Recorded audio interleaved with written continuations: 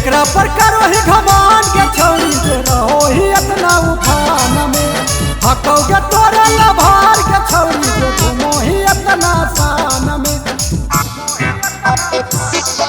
अरे केकरा पर करो ही घमान के छौरी जे रहो ही इतना शान में हकौगे तोरे लभार के छौरी जे घूमो ही इतना शान में।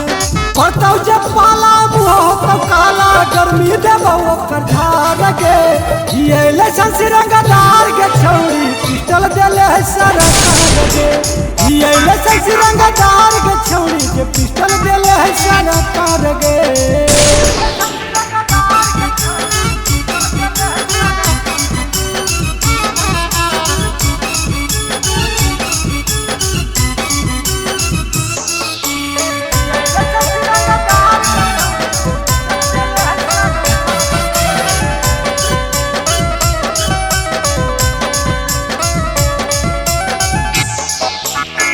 गर्मी बरसात चाहे रहो है शराबी देहिया पे चढ़ल रहो हक हरदम बरादी।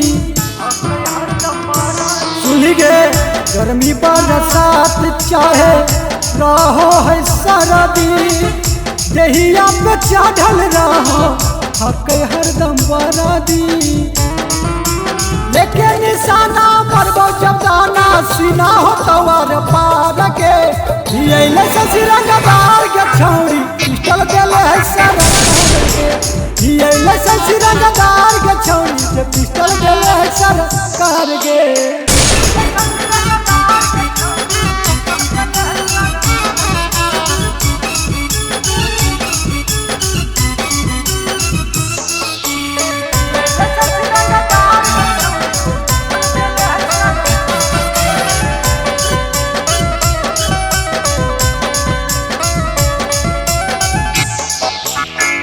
रहो ही मुठ में हम सुनाबो नहीं बोली गे बातें बात में चलो हटे छौरी हमर गोली गे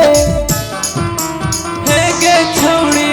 रहो ही मुठ में हम सुनाबो नहीं बोली गे बातें बात में चलो हटे छौरी हमर गोली गे।